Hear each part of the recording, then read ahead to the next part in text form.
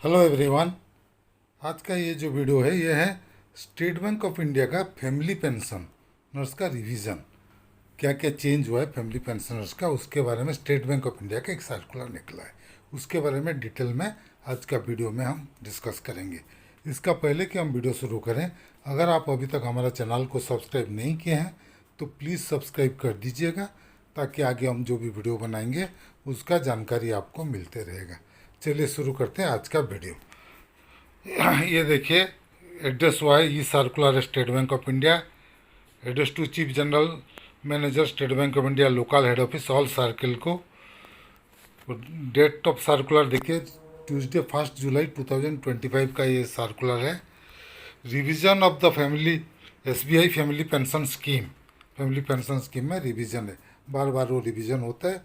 ये स्टार्ट हुआ 1/1/1986 से, और उसके बाद सब्सिक्वेंटली रिवाइज हुआ था 28/1/2008 में एक बार, फिर हुआ था 4/3/2015 में, फिर हुआ था 3/11/2021 में, फिर अभी 13/5/2025 में मीटिंग में डिसाइड हुआ, और उसके बाद फिर एक रिवीजन हुआ जो कि इफेक्टिव होगा डेट ऑफ सर्कुलर मतलब 1 जुलाई 2025 से। इसमें क्या क्या मॉडिफिकेशन हुआ चलिए देखते हैं।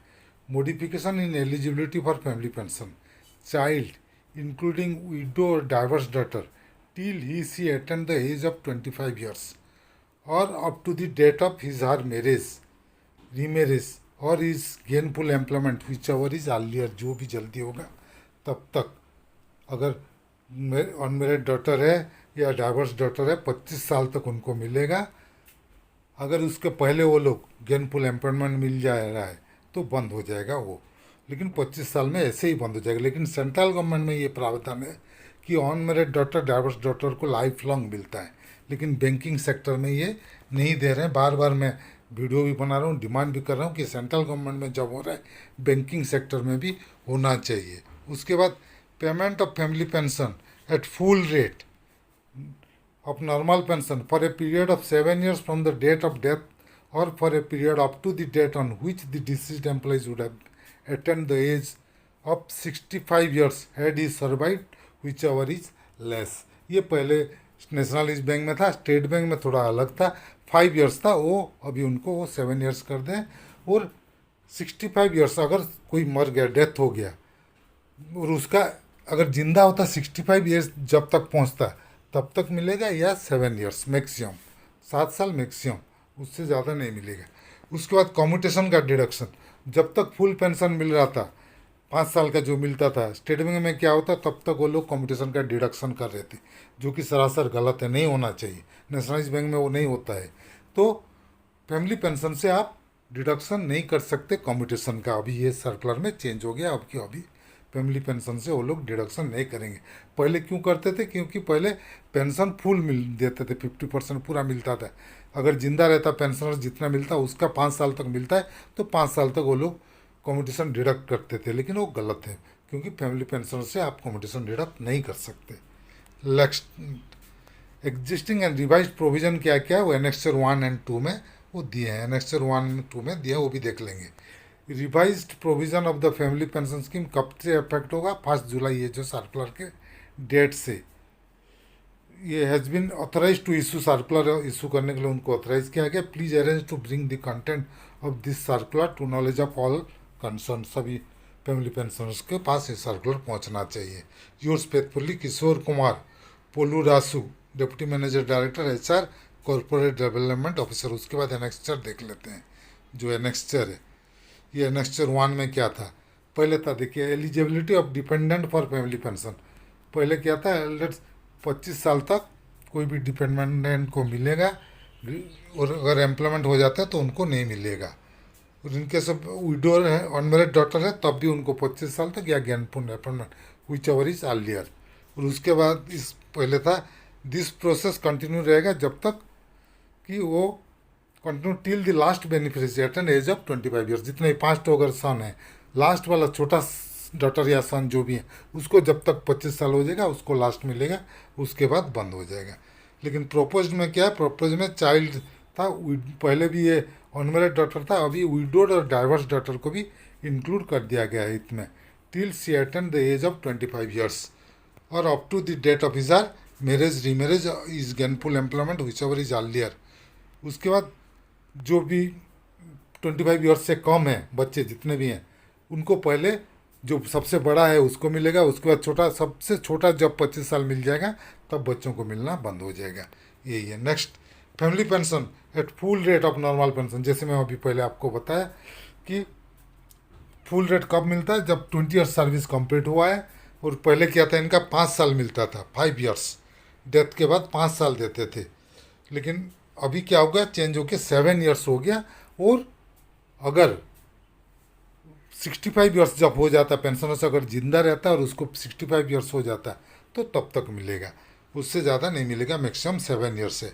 When a member dies after retirement, retirement के बाद अगर मरता है तो सपोज 62 ईयर्स में कोई एक्सपायर हो गया तो बाकी कितना साल बचा, 5 साल के लिए, 2 साल ऑलरेडी चला गया है, 3 साल बचा रिटायरमेंट का, तो 3 साल के लिए देंगे। स्टेट बैंक में पहले यही प्रोविज़न था। अभी क्या हुआ, चेंज हो के अगर सपोज किसी को 58 ईयर्स से वो डेथ हो गया तो उसको उनको फुल पेंशन मिलेगा कब तक, 7 साल पूरा। क्योंकि अगर वो जिंदा रहता, 58 में जिंदा थे, रिटायर्ड होने के बाद 65 ईयर्स उनका होने तक कितना, 7 साल हुआ, 58 से 60 2 साल, और रिटायर्ड के बाद 5 साल, 7 साल हुआ, तो 7 साल तक पेंशन मिलता है, 65 ईयर्स तक मैक्सिमम, और 7 ईयर्स मैक्सिमम है।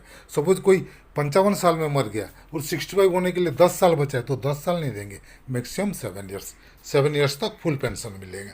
अगर जो आदमी पेंशनर्स है उसको जितना मिलता, फैमिली पेंशनर्स को भी उतना ही मिलेगा फॉर 7 ईयर्स। अभी सबके लिए वो ही कर दे। उसके बाद कम्यूटेशन का जो था, स्टेट बैंक में वो लोग क्या करते थे, जब तक उनको फुल पेंशन मिलता था, फुल रेट में मिलता था, जब जो 5 साल फुल रेट में मिलता था तब तक कम्यूटेशन का डिडक्शन हो रहा था।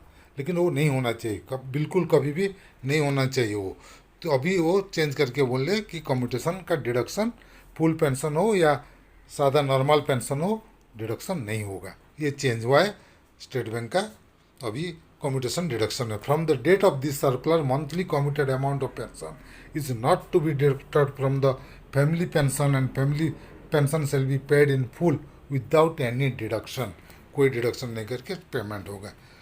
उसके बाद operating functions are requested to take note of the following points.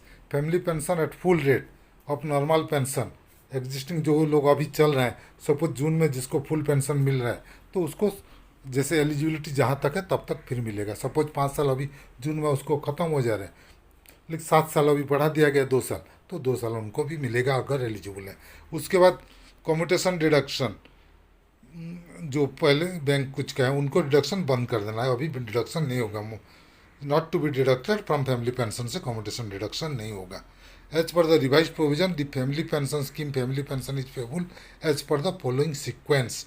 देख लेते हैं पहले किसको मिलेगा, to widower up to his her death और marriage which ever is earlier, पहले स्पाउस को मिलेगा। Next,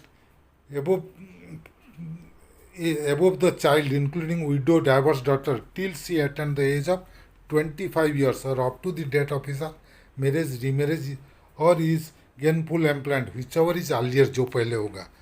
where the pensioners leave behind more children than one, family pension shall first be payable to children below the age of 25 years who fulfill the eligibility condition for grant of family pension in the order of their birth. 25 साल के नीचे होना चाहिए, कोई 25 साल से ऊपर है तो उसको नहीं मिलेगा, जो 25 साल के अंदर है उनको मिलेगा। उसको भी इन ऑर्डर ऑफ बार्थ, जो पहले बढ़ा है उसको मिलेगा, उसके बाद से मिलेगा। अगर ये और सी नहीं हो रहा है, टू सन और daughter for life is physically cripple, अगर फिजिकली कोई सन एंड डॉटर क्रिपल्ड है और डिसेबल्ड है तो उनको लाइफ लॉन्ग मिलेगा। Render him enable to earn living even after attaining the age of 25 years, 25 years होने के बाद भी उनको दिया जाएगा अगर वो सन या डॉटर फिजिकली क्रिपल्ड है और डिसेबल्ड है। इसी केस में खाली लाइफ लॉन्ग मिलता है।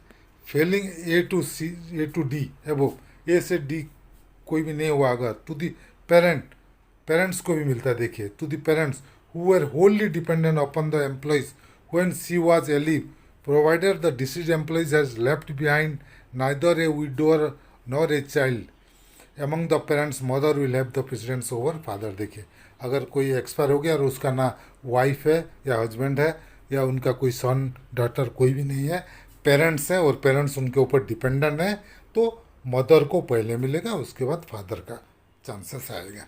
तो ये था आज का वीडियो। अगर हमारा वीडियो आपको पसंद आया तो प्लीज़ इसको लाइक कीजिए, शेयर कीजिए। आपका कुछ मतामत है तो कमेंट सेक्शन में ज़रूर दीजिएगा। और अगर अभी तक हमारे चैनल को सब्सक्राइब नहीं किए हैं तो प्लीज़ सब्सक्राइब कर दीजिएगा ताकि आगे हम जो भी वीडियो बनाएंगे उसका जानकारी आपको मिलते रहेगा। Team Amiya Kumar Mishra, thank you.